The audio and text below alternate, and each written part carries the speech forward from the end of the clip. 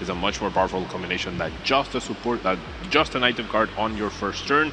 Yeah, I think we're heading to our game very soon. Both players have found a basic. We're going to be seeing those prizes being set up right now. Will there be anything crucial here, Juancho? Prizing supporters always feels a little bad because you want to see those early, but a couple of balloons might have flown away to the prize cards for both these players. Air balloon means there's not that much means of pivoting. Let's look at the counts, though, for Haruki and Reed. They should be only one air balloon apiece. It is this one tech card, just so that you can move in and out of the active. I think the major cards for me in these prizes are the ghost effects at the very top. So a counter catcher at the very top. For Haruki, Grimmsnarl is a deck that doesn't mind going behind in prizes. Can happen because your damage output is limited. Sometimes you're purposely letting your opponent take prizes as you set up multi-KO turns through the use of Adrenal Brain or whatnot.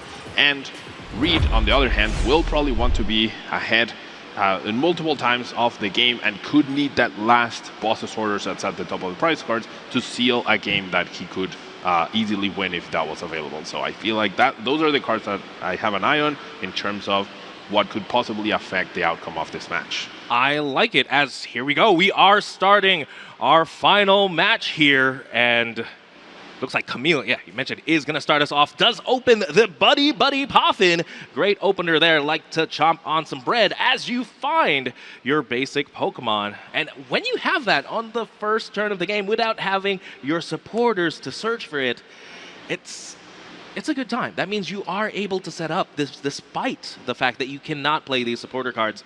And Buddy Poffin, of course, able to find stuff like Pidgey and those Charmanders. Can you imagine if Buddy Poffin set up your Pidgeot right off the bat? That would be crazy. That'd be a fun format, Pablo. All right, so yeah, we're being very thorough with our prize checking at this point in time. Of course, we want to set up Pidgeot. That's the key card. I feel like setting up Pidgeot is the key card here. For Camille, that's like the big advantage. Luca has to rely on finding supporters over and over to find the cards they need, whereas the names are wrong. Pardon me. Haruki will need to rely on the supporters in order to find the cards he needs. However, Reed will have to rely, or will be able to rely on Pidgeot for more specific search. Now, one rare candy is priced. He does play 3 copies, and he plays 2 copies of Charmeleon, so setting up Charizard should be pretty good. Yes, 2 rare candies. That is enough for a rare candy Pidgeot, rare candy Charizard. Do you think, if you go that route, though, is there any downside to that? Yeah, Technical Machine Devolution, a key card for Haruki, a core strategy for Grimmsnarl decks. Every time you go up against a Grimmsnarl, you know you're going to be playing against Technical Machine Devolution shenanigans, right? Which combined with Monkey Dory, combined with Frostlass, sometimes those high HPs don't really matter if your basic at stage 1s just have a measly 70, 90, or 100 HP. I like it, as looks like double Pidgey, double Charmander hits the board. Again, great Pokemon there. Those are the exact Pokemon Reed wants there. And again, I believe those Pidgeys, the Pidgeys on the board, they only have 50 HP, not even the 60 HP Charmanders. So a little bit less. That means it's going to take a little bit less to knock them out potentially. Yeah, and 10 HP could definitely be the difference overall in getting a Pokemon knocked out or not. So maybe that decision could be costly for Reed. Of course, he's wanting that extra benefit of the Call for Family attack in exchange for that little bit of extra HP, which can be worth it in many instances. But being in range of all these Monkey Dory, Adrenal Brain damage with the Frostlass piling up and the Technical Machine Evolution, that could be costly later down the line. Yes, as we start Haruki's turn now, Buddy for Buddy. Haruki opens up with his own Buddy Poffin, so should be able to set up his own basic Pokemon. We should be seeing some Impidimps hit the board and maybe some Snoruns. Now, only 2 Buddy Poffins in this list compared to 4, so I feel like this is something,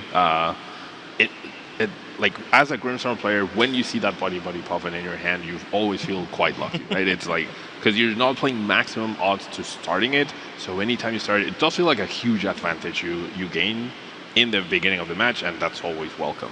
Man, without having to play a supporter card too, it makes sense seeing these smaller lines just because they're the Grimmsnarl decks have so many consistency cards in a form of a stadium, right? The Artizone and especially the Spikemuth Gym, able to find any line of these Marnie cards, as we do see the Snorunt and the Impidimp hit the board, and importantly, the Dark Fighting Energy onto the Monkey Dory. That means technically Haruki here is ahead in the Monkey War if it comes down to that. And this is where the air balloon will probably come into play of it being priced, right? It's not available, so we always have to pay that energy on the Monkey Dory to retreat to start attacking with Marnie's Grimmsnarl, which means it's one less Adrena Brain ability available to us in order to pile on the damage over on the whole field. So yeah, that lack of mobility, like it's a lack of mobility not having the air balloon, but it's also a lack of conservation of resources on the board, a lack of pivot later down the line. So I feel like the air balloon for Charizard is not as impactful overall because you have the free treating Pidgeot EX, but it's definitely a lot more impactful for Grimmsnarl. As Arven was the supporter of choice, grabbing a second Buddy Poffin, and just Haruki being to really establish the board. The tool for choice, of course, Air Balloon is prized, but more importantly, on the first turn, the Monkey Dory is going to be holding the Technical Machine Evolution instead. So he needs a CD over a balloon right now, and Evolution is going to be the attack, which is such a powerful turn one. This is the ideal turn one for both these players, really. If you go second, you want to find your Arvens and start evolving. And just like that, there is the Morgum and the Frostlass that hit the board. I mean, speaking of ideal, Haruki plays 2 Buddy Puffin and 1 Nestfall, and that's exactly what he played in the first turn of the game for a picture-perfect setup right here. Basically just missing the air balloon to move that Monkey Dory next turn and have double Monkey Dory set up and start the Marnie's Grimmsnarl aggression. So now, Reed does have the opportunity to go Rare Candy Charizard, possibly if that's available, or Rare Candy Pidgeot, start being aggressive. That Fezandipity hitting the board will start taking some Frostlass Freezing Shroud damage in between turns during Pokemon Checkup. And now a big Lily. This could let Reed start the aggression or might force him to take another slower turn, making sure he gets to that final setup. Big 8 cards here. 8 cards is a lot, but it's, you know, not guaranteed. Not when you're not playing something like Arven to grab Rare Candy to guarantee your Charizard or your Pidgeot. You're at the mercy of these 8 cards. So 8 big ones here. Can he match Haruki's picture-perfect start? Just a Charmeleon to the active. Yep, found Charmeleon, found Pidgeot, no Rare Candy or Pidgeotto in sight, which could be a little problematic perhaps. And I see another Lily in the hand. I see Pidgeot, I see Stadium, I see a Buddy Puffin as well. But no, it's just going to be a pass with double Charmeleon in play. And this is where possibly the 50 HP Pidgeys are going to be punished. Because right now, because the Monkey Dories were established very, very early on, there's actually damage on the board to move. Plus the attack from the Grimmsnarl that does 30 to the bench. That's 50, Pablo. Yep, 50 is the exact HP of the Pidgey, so that could be problematic. However, we see the Iron Bundle bringing this Fezandipity to the top. That could actually let Haruki also take down Fezandipity instead of Pidgey, which I really like that, right? If you take down one Pidgey, there's still the other one available. So using the damage to just ensure the Fezandipity is knocked out seems like a pretty good deal. And I love how Haruki used the Iron Bundle before committing the Grimmsnarl onto the board, right? That means his opponent made a decision, possibly expecting the Marnie's Grimmsnarl, but not knowing for sure that it was going to hit the field. So not giving your opponent information is just as key as trying to get as much information as possible before you make a decision. Are we sure these are juniors? That's a master level play. As again, Marnie's Grimmsnarl with a punked up ability, able to accelerate up to 5 basic. Doesn't need 5, just accelerated 2 onto the Grimmsnarl. And of course, the Shadow Bullet attack is what we're looking at. Gets the Morgem as well. All that's missing here is, there it is, the second Darkness Energy. Pablo, you were talking about maybe it's better to knock out the Fezandipity instead of the Pidgey. How about we go ahead and knock out both? Because there's 2 Monkey Dories, 2 energies, and Haruki is free to move the damage now before retreating.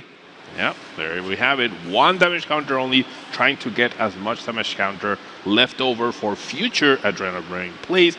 And now this second Monkey Dory Adrena Brain, as you mentioned, Juancho, could utilize to take down a Pidgey, could start setting up some damage on a Charmeleon for future technical machine evolution plays, or just be able to take down a Charizard in one hit.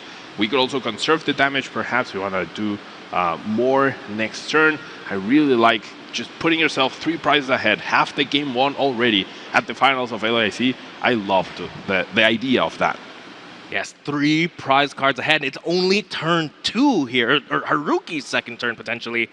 Again, here we go. Second Monkey Dory. It is going to be committed to, is that the Charmeleon instead? Seems like it is the Charmeleon. So another, a sort of disadvantage of getting too eager with the prize cards, right, is every time your opponent plays an Iono, you draw less cards, right? So Haruki, in no rush, knows that he's playing the longer game, right? And so taking it slow but steady can also win the race. Yes, so 2 prize cards ahead now.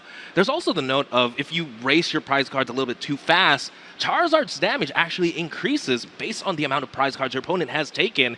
And Reed has multiple ways of damage manipulation as well as damage, as well as adding more damage onto his Charizard in the form of stuff like Kiernan or maybe his own Monkey Dory. Yeah, no, you're right. That's actually probably the main reason, right? If you are 3 prizes ahead, Charizard does 270 damage. And with the Freezing Shroud damage attacking your own Grimmsnarl, by the time it's your turn, it will have 20 damage on it. And then if Reed sets up a Monkey Dory, which he already has, right here, then that's exactly 300 damage plus the 10 more from Freezing Shroud. That would be a knockout on the Grimmsnarl. So perfectly well executed. Clearly they know what they are doing. Exactly, as Reed Hartman, though, plays the counter catcher, opting to knock out a smaller Pokemon as opposed to the Marnie's Grimmsnarl.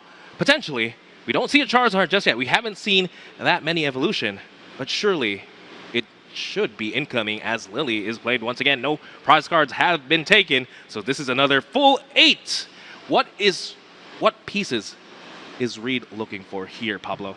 1 Ultra Ball or one of the 2 Charizard EXs in his deck. That's 6 possible outs in order to find them. There is 1 Ultra Ball in the prize cards, so 5 total available right now. Of course, if you could set up Rare Candy Pidgeot and then search for the Charizard, that would be even better, but at the very least, you want to start matching your opponent's aggression and start taking some prizes. So if I got you right, bare minimum, Charizard EX. Ideal, Rare Candy Pidgeot with a Charizard EX. 8 cards is a lot. But again, with the 1 Rare Candy prize, it is a little bit tougher when you're not finding these out, finding them, tutoring it out with the Arven, just trying to draw into it. Does have the Charizard EX at the very least. And we are going to see the Infernal Rain come into play, accelerating 2 fire energy. And just that. No extra fire energy just yet. He also drew 2 fire energy in his hand, so sometimes with awkward pricing, if you have too many fire energy in your hand, it can get a little awkward with the Charizard ability because it needs the energy to be in the deck and not in your hand. But so far so good. Reed will be able to match this aggression, will take down the only Morgrem in play, limiting any potential future Marnie's Grimmsnarl for Haruki, so setting up another Impidimp will probably be a priority. However, there's an Artisan in play, so as long as the Impidimp is not priced, which it isn't, should be fine. Yes. Again, the Marnie's Grimmsnarl line is a little bit tighter, right? Only playing a 3-2-2 Grimmsnarl line and only 1 Rare Candy. So taking out this key middle piece, maybe it might be tough to get into a second Grimmsnarl once this active one is knocked out. And maybe that's Reed Hartman's way back into this game, or to take the lead here. But again, very key knockout. All about the board state over the prize cards. I really want to highlight Haruki's play. He's taking a pause, right? He drew his card, he's analyzing the board, taking a pause, asking Reed how many cards in his hand. He's making plans, and I'm sure once he's sure what his plan is, what he's going to try to do, he is going to start executing, right? This is something I always try to advise players, because I see many people who are very eager to start playing cards, right? Their turn starts, they can't play a supporter, they can't play an energy, and they're going playing and then thinking and then playing and then thinking. However, this whole analysis, Haruki makes a plan, and now he's executing flawlessly, very fast as well, which is a treat to see at this level. And his plan, like you said, he asked about the opponent's hand size. His plan includes whatever is happening in his opponent's side of the field. Not just what he wants to do, but what he has to interact with in his opponent's play. Yeah, again, this is a junior. He's doing absolutely amazing. This is what I expect from the highest level of our masters. And once these kids do age up, they're gonna take the world by storm, really. Oh, for sure. Now, Lily, 6 fresh new cards, double Monkey Dory established, Impidimp established as well. We can heal our Marnie's Grimmsnarl. We're probably not going to take a prize again this turn. We could take down either of the Pidgeys, but I have to imagine Haruki will once again choose not to, because that indirectly keeps his Marnie's Grimmsnarl safe. And because both players have played before, I'm guessing Haruki knows that Reed is not playing maximum build. As their ace pick of choice, it is actually Heroescape, which poses a different sort of problem for Haruki in terms of damage output, knockouts and whatnot, but he knows there's no extra damage burst, and his Marnie's Grimmsnarl is very, very safe here. Yeah, playing the safe way here. Oh, something of note we have to mention is Reed Hartman's ace pick of choice is the Heroescape, which adds 100 HP. That definitely could come into play, especially if you want to have multiple turns with this Charizard. But what I want to talk about here is, how about the damage placements from Haruki? We were talking about, hey, let's go ahead and prize cards. Let's take a knockout on some Pidgeys. We end the Pheasantipity. But right now, if you look where the damage is, it's on the Charizard and the Charmeleon. And possibly after this attack, do you expect 30 damage now to be on the Pidgey? Or are we going to continue hitting this Charmeleon, Pablo? I have to imagine it's going to be Charmeleon to not increase the damage that the Charizard does to us, indirectly protecting the Marnie's Grimmsnarl for sure. Yeah, we see the damage being piled up onto the Charmeleon first. Now maybe it's going to go to a Charizard. Nope, just more Charmeleon. Now the Charmeleon is in range, so we could take that down. And okay, seems like it is going to be the prize this time around. And it's also a way to like protect your damage, in the sense that it could also, if you don't KO the Charmeleon now, then it just heals by Monkey Dory, and you know your opponent probably has the possibility of a second Monkey Dory, right? So now Reed has pressure. There's no more Artisan in play, so he needs another Charmander down. There's the Artisan immediately hitting the field. However, maybe I'll read here, just taking a minute, just thinking a little bit. But yeah, again, right now on the board, Charizard with 100 HP remaining, and no Charmander yet in sight.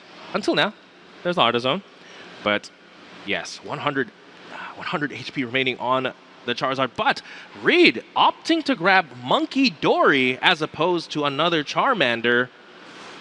No third Charmander isn't prized. Heroescape can help here. Again, on the Charizard, give it 200 HP, but that's still in range, isn't it, Pablo? Yeah, I do believe at this point it is in range, but we do have double Monkey Dory, right? So we can heal 60 more damage off of this Charizard that will leave it with 140 HP remaining, 150 after the Freezing Shroud. That's 280 left over. That's going to be a little tough for Haruki to establish. However, with Artisan, if we find the Darkness Energy, maybe triple Monkey Dory can get us there. Triple Monkey Dory, so just able to throw back 90 damage. But Reed Hartman's double Monkey Dory, so that's moving 60 damage over, and right now with 3 damage counters taken, 3 prize cards taken, this Charizard is doing 270 damage, actually has the knockout on the Marnie's Grimmsnarl EX, and that means Haruki needs to find his own Rare Candy and Grimmsnarl. Is there any other way, any other attacker he can go into to maybe take down this Charizard?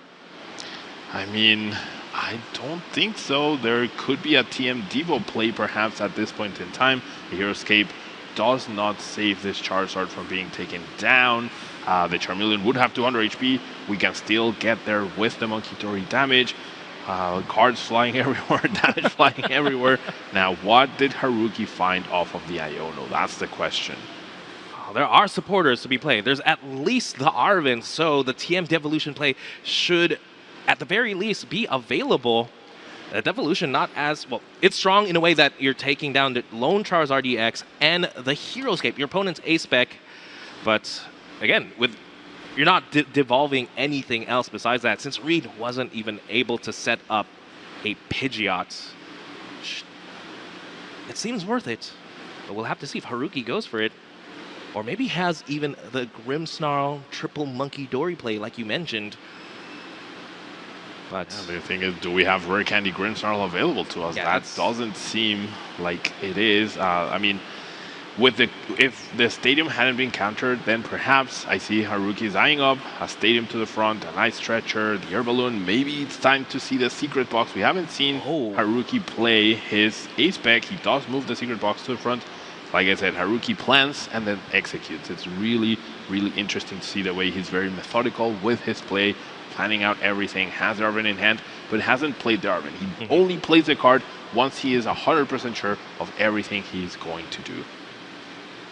Yes, as the secret box and the air balloon that was grabbed off the prizes is now in the hand. So the Monkey Dory in the active is now maneuverable while keeping its energy. In terms of the Monkey Dory war right now, both players are matched. 2 Monkey Dories to 2 Monkey Dories. The air balloon had to get discarded at this point in time to pay for the cost of the secret box. We're going to see the stadium. Are we going to see the rare candy? There is a nice stretcher at the very front. No, we see a technical machine devolution. I think that is going to be the plan here, Juancho. Whilst we establish a more Grim perhaps that takes down the Charizard. Right now, it has 180 damage on it. So we need 2 more damage counters before we technical machine evolution. So 1 Marnie's Grimmsnarl ability needs to be dedicated towards that. Now we see the stadium getting utilized, countering the Artisan, grabbing that Marnie's Grimmsnarl from the deck. We do have Rare Candy Grimmsnarl actually. Oh, just a lot of options here for Haruki. The lone Rare Candy. Night Stretcher was a grab for the 3rd Energy 2 on the Monkey Dory. All right. This is everything. A picture-perfect board for sure. Now, do we go for the straight-up KO instead of technical machine devolution? Is that better? Can we get the KO? Is it game now? Yes, Haruki with only 3 prize cards remaining. There's a Pidgey on the bench. It depends on how much. Can we knock out both the Charizard and the Pidgey potentially? We are 10 damage short, Juancho. We are 10 damage short. No, we can. Never mind. The 50 HP on the Pidgey comes down and 180 damage. Freezing Shroud seals the deal on the Charizard. The Pidgey goes down and we are moving on to game 2 now. Yeah, the 10 damage is going to be provided by the Frostlass, the Freezing Shroud. Haruki takes a 3 prize turn and takes the first game here at the LAIC Finals. Very masterfully played. 10 damage. 1 damage counter knocking out that Charizard at, what, 420 HP. And then 1 more does it during Pokemon Checkup, along with those 50 HP Pidgeys. That 10 HP lacking on PG has definitely played a role in game 1 of our finals. Yeah, we talk about how every damage counter counts. I think this was just the perfect example. It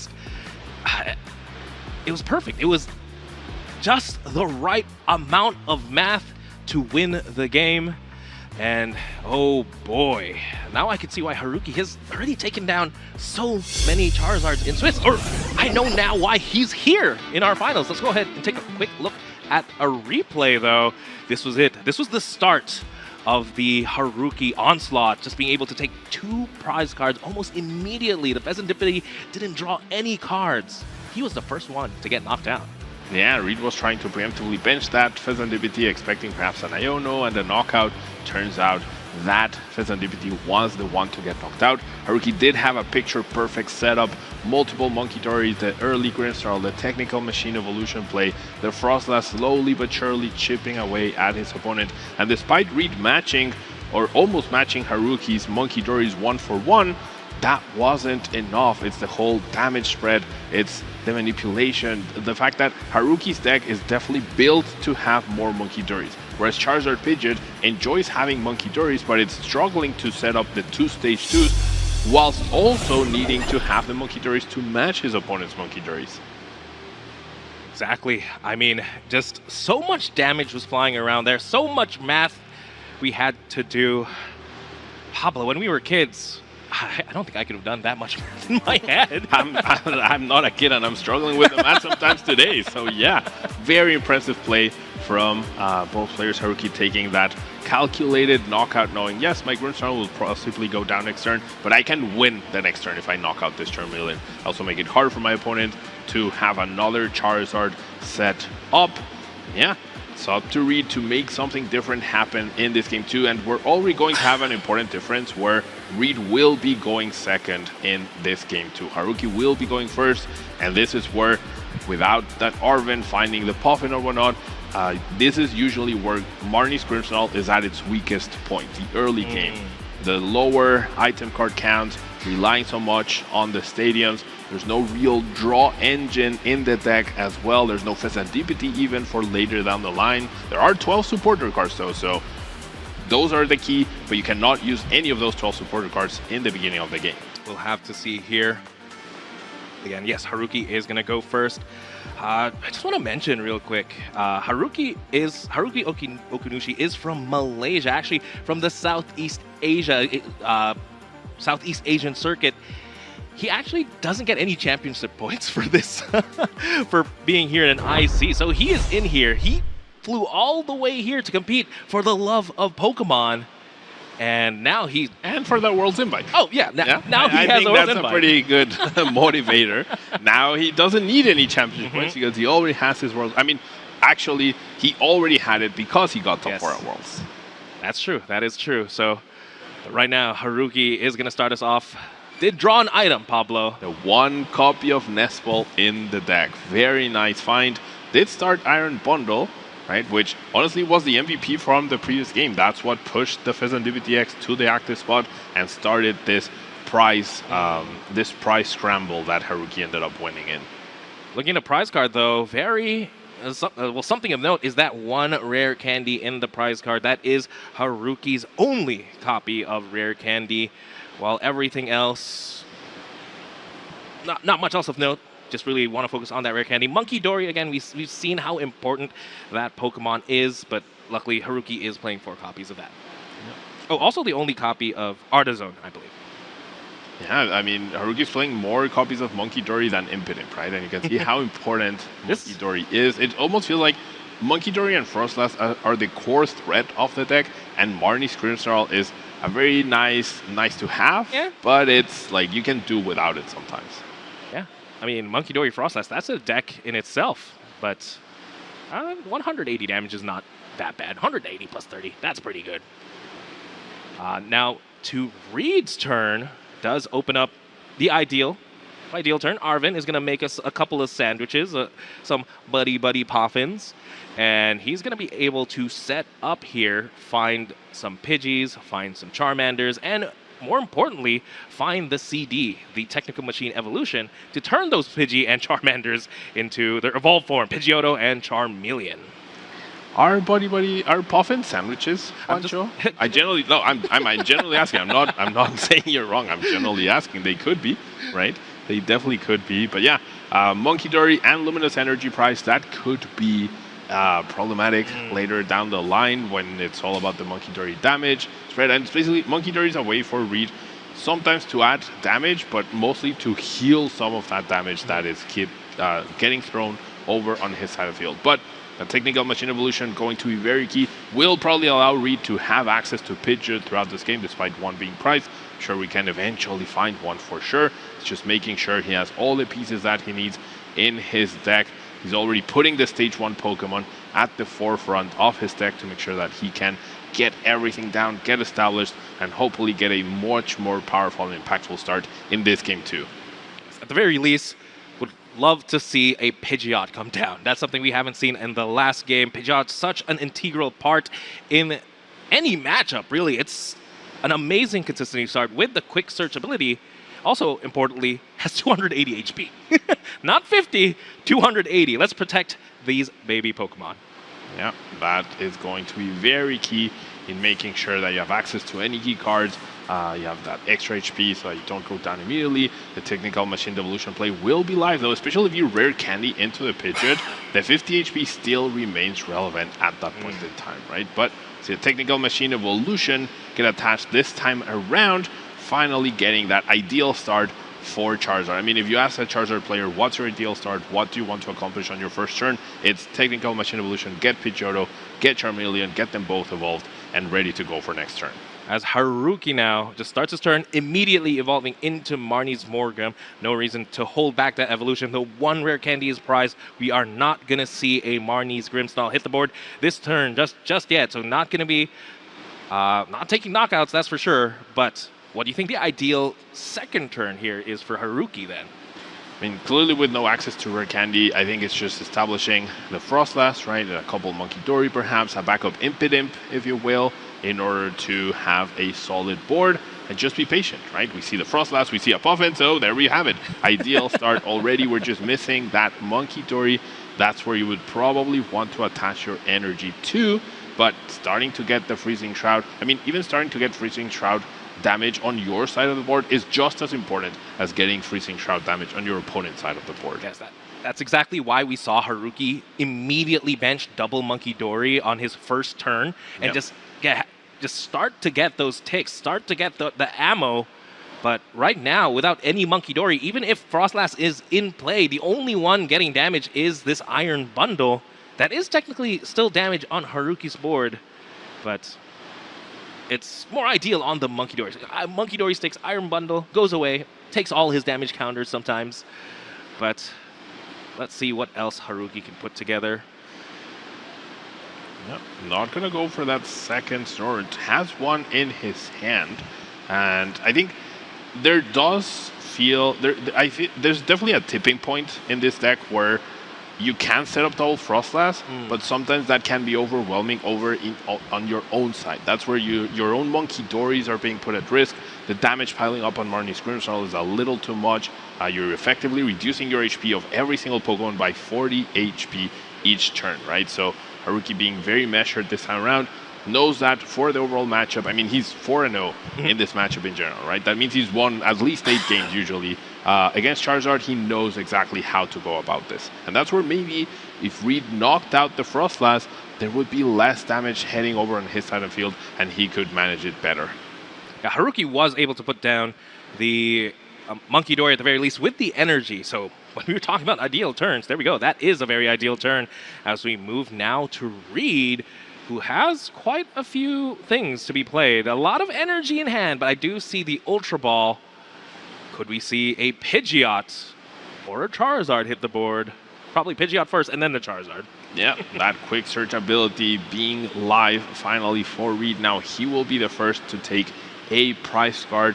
Probably not gonna be able to take down the Morgrim. Maybe he can. He did discard another Ultra Ball.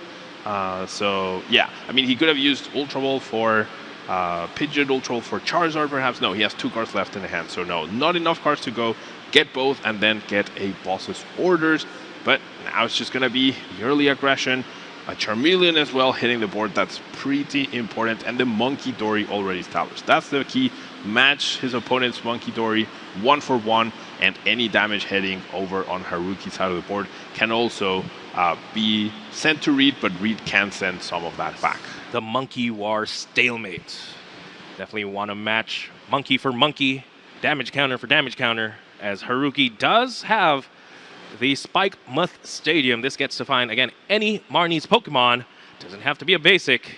So we are going to see, at the very least, a Marnie's Grimmsnarl hit the board. Haruki just, again, making sure he has every bit of information before making his plays. Asking Reed how many cards in hand. Checking now Counter Catcher. There we have it. Both players being very aware of how the Monkey Dory dynamic comes into play, and Haruki just wants to take that down. Now, I'm wondering why we are not going for the Grimmsnarl, thinning the deck a little bit more. Perhaps Haruki wants to give himself the chance to find the Marnie's Grimmsnarl off of this Lily's Determination, and that way he can use the Spiked Gym to find the Morgrim and have an easier time, especially now that I'm sure he's aware that the rare candy is not available to him. If I had to guess as well, once you do evolve into Marnie's Grimmsnarl, you have to attach energy from the deck. Maybe Haruki wants to have energy in hand for even more Monkey Dories to be drawn into, since it is a full 8 here. It is a full 8. Did we find either of the pieces? I don't think we did. Is that an Ultra Ball? Oh, it is the one copy of Ultra Ball. There we go. It's effectively a third Grimmsnarl at this point in time. But yeah, we're going to be able to either search for a Monkey Dory and establish that. We can search for the Grimmsnarl and get the Morgrim with the Stadium. That also works too. See the Monkey Dory being put to the front. Yep, so you were on it, Juancho, wanting to keep those energies in the deck so that they were available to be drawn, knowing that the Grimmsnarl was guaranteed. Yes, Haruki here just saying he does not want to have a stalemate, to have that Monkey Dory stalemate. He wants to be winning that Monkey Dory war. He wants to be able to move more damage counters than his opponent, and even shows to why he chose to counter catcher the Monkey Dory, just really having that dominance. Yeah, it used to be 1-1 for the Monkey Dories. Now it's 2-0, and that's going to be where Haruki's damage will start overwhelming Reed's board. And now the lower HP Pokemon that Reed could possibly bench are immediately threatened, right, by the Shadow Bullet bonus damage plus the Adrenabrain. So a lot of pressure over on Reed's side, despite getting that pretty ideal start this time around. Yes. Right now there's, well, it doesn't look like a lot, but there's so much damage counters on the board. Yes, they're on these big HP Pokemon, the 330 HP, the 280 Pidgeot, but you also have to look at what's underneath. So sometimes the clock is actually what is underneath those Pokemon, the Pidgeotos, the Charmeleons. But again, Haruki has so many lines. Reed right now, again, has access to everything he wants in the deck. Has his Charmeleon, has his Charizard. Pablo, if you could do one play, what could it be? I mean, seems like Reed has chosen to now take down the Frostless, right? I think Monkey Dories are way less of a threat if your opponent doesn't have that damage, that Freezing Shroud piling up on them. So I love this. I feel like this is almost an adaptation from the previous game where Reed was in a similar situation and chose to take down the Morgrim instead of the Frostless, right? This time could have done something similar, could have taken down the Impidimp, let the damage pile up, let Haruki or wait for Haruki take a few prizes perhaps, and then one-hit KO, try to one-hit KO the Marnie's Grimmsnarl, but this time around he's like, okay, I don't want you getting any more damage counters than you need to on my side of the board. The only damage counters you'll have to work with are the ones I place on you. I like it. Despite Haruki having the Monkey Dory dominance here, there's not much to throw with only one pip on each of his Pokemon. There we have the damage now. One more damage counter heading into that Charmeleon. One more damage counter heading now. 70 damage on it, 30 HP remaining, and what a coinkydink. Hey, that's we enough. Have Shadow Bullet dealing 30 more damage onto the Charmeleon for another prize card. Very scary to think of the amount of math you have to consider, right? You have to consider the fact that how much damage can Monkey Dory throw at me, and you have to add into the fact that Grimmsnarl is also throwing damage to the bench. And again, that was enough to take a knockout on the lone Charmeleon. Right now, Reed is sitting on just Charizard and Pidgeot. That's the name of his deck, Charizard, Pidgeot. Yeah, but we're gonna need a little bit more. Pretty good top deck there for Reed with that Supra, because it's not just Charmeleon going down, right? It's the Charmander resource, it's a Stage 1 resource, it's a Fire Energy resource, which these Charizard decks are really skimping on lately, right? They play a 3-2-2 Charizard line, they only play 5 basic energy, so any cards you lose out of those can be very detrimental. Now, Reed does find the Heroescape, which could be utilized right now to give extra HP to the Charizard. Is that enough to save it from the essentially 240 damage Shadow Bullet next turn? Probably not, right? If there was a Monkey Dory as well, maybe it would have been the case, but he would have had 230 HP remaining on Charizard EX exactly, right? So no point in attaching it there. Now Reed is able to establish another Charmander at the very least, but once again, the Shadow Bullet damage, if he doesn't get 2 Charmanders down, Or if he attacks the Marnie's Grimmsnarl, then all that Adrenal Brain damage just keeps piling on and would allow Haruki to knock out the Charizard and the Charmander, not winning the game, but leaving Reed with nothing to threaten. I just have to think, is that the downside of, yes, the cape doesn't really protect Charizard EX from getting knocked out. It will have 230 HP, but it is taking away heat from it, right? It forces the Monkey Dory damage to be placed on the Charizard. That means you have at the very least a Charmander to play with, but I think we could have also maybe attacked and attached the Hero's Cape to the Charmander as well. That definitely would have protected it, but Reed choosing not to attack, right? So choosing not to put damage counters on Marnie's Grimmsnarl, that also means Haruki takes a knockout, right? There's exactly 2 damage counters on the Pidgeot, right? And Haruki will be at 2 prizes remaining. Charizard will be doing 300 damage total. So if Reed is able to establish a Monkey Dory and have Rare Candy Charizard, he could one-hit KO this Marnie's Grimmsnarl. So it almost feels like a bad situation for Haruki to take a prize card. So pretty well done there by Reed. I like it. The Charizard EX potential trap. And with the support of Pidgeot, things can definitely come together as Haruki, though, flying through. Yeah. Getting another Monkey Dory, grabs the Iron Bundle now. Hyper Blower is going to force the Charizard onto the bench. Very tough choice here for Reed. Yeah, I love this. You promote the Pidgeot, now you're in prime. Technical Machine Devolution, bad situation. You promote the Charmander, Haruki only takes a prize card, which means his Grimmsnarl is still out of range of a Charizard EX's Burning Darkness despite a Monkey Dory. So it's going to be the Pidgeot getting promoted. It's going to be 30 damage to the Charmander. Reed against the ropes in a situation where if he attacks, it's not great. And if he doesn't attack, it's also not great. Yeah, Haruki did not fall for that Charizard EX trap that you mentioned earlier. Instead, had the perfect counter and now damage all over the board. Rare Candy Charizard, though. Second Charizard now coming into play, a little bit healthier with only 30 damage on it, 300 HP. But it had to be Rare Candy into that Charizard. And it's going to have to be a quick search for an Iono. I can't imagine any other play. Reed knows the Technical Machine Devolution is in his opponent's hand, so if he doesn't take that away, then it's essentially game over if Reed attacks. But if he doesn't attack, how do you win the game? It's going to be a boss's orders here. Well, that's a way to attack where you're not leaving damage counters on the board at the very least. That's another option for sure. It's just the susceptibility of the Technical Machine Devolution is there, right? In order to compensate for this, you're going to need another Rare Candy in your hand. And if this is combined with an Iono, perhaps, it's going to be tough. Terrifying board as Marnie's Grimmsnarl hits the active. Haruki has so many options. Is it 180 damage to the active, 30 damage to the bench? Devolution. Just trying to confirm we have already drawn for turn. Arvin off the top. So if we had Iono and attacked into the Marnie's Grimmsnarl, we definitely would have been able to find the Technical Machine Devolution. Now, as Haruki probably just needs to, as long as there's Monkey Dories established, Reed essentially can't leave damage on the board, right? But we're heading into a situation where Haruki can just now attack, and now all 3 Pokemon are established. So knocking out the Monkey Dory essentially delays the win, but we need to get rid of that Technical Machine Devolution as soon as possible from Haruki's hand. Can't wait another turn, I don't think. Yeah, Haruki just attacked. Oh no, he's asking how many cards in hand.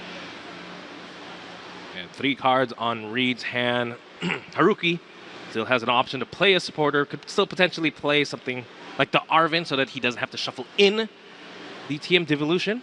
Opting to Artazone first, though. Maybe find some options, recheck what's in the deck. Secret box. Yeah. Eyeing up the secret box, but right now doesn't really need too much. Maybe just the darkness energy, at least, for the Monkey Dory. Do you think he ever tries to reset up the Snorunt? Probably not. I mean, it's a little bit too... it's a little late, and right now you're really depending on your opponent giving you the damage counters. Yeah, I think you're in a situation where you don't want to overdo it, right? You want to like make sure you keep your outs. That's why maybe even playing this Arvin, if your hand's gonna get attacked, that's one less out to technical machine devolution.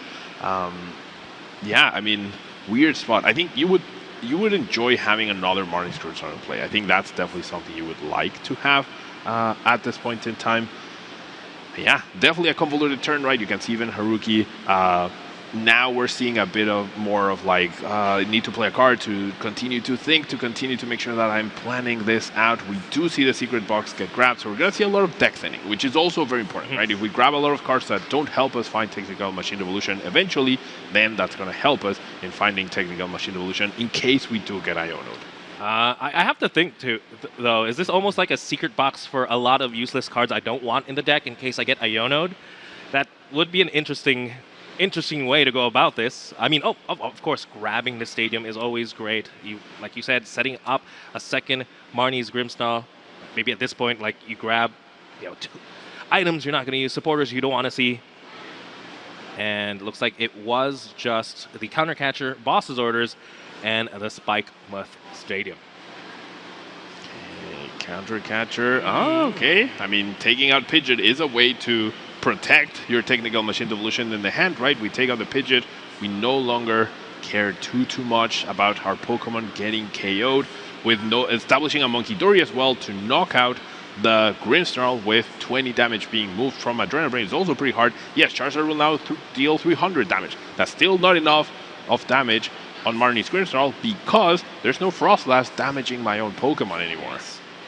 Right now, again, after this turn, Haruki is going to be taking down Reed Hartman's main support Pokemon, and then leaving Reed with only double Charizard. Can't even really take the knockout just yet. What do you think he needs to find to put it together, though? You need to find Monkey Dory and Luminous Energy, right? Move 2 damage counters to the Marnie's Grimmsnarl and be able to take a prize that way. But the Luminous Energy is prized. The second copy is not available. I'm not sure if we already exhausted one. I think we did, right? We took a knockout on a Monkey Dory, so 300 damage is not possible. If Reed attacks, probably ends up losing the game. There's a boss's orders in Haruki's hand as well, I believe. That was the grab from the Ace Spec, right? I think there might be at least one Luminous Energy. Oh, okay, yeah, we play 3. Yeah, you're right. So there is one energy available. A chance. And he draws into it. All right, so we can take a knockout. Is that enough, though? Isn't there a boss's orders in Haruki's hand? Was that not the grab from the secret box? Oh, yeah, that was the grab from the secret box. So the Charizard on the bench right now, very, very susceptible. What? There's nothing stopping Haruki now from just taking this game and taking the crown here at LAIC. Yeah, maybe I'm misremembering the boss's orders in the hand. I remember it was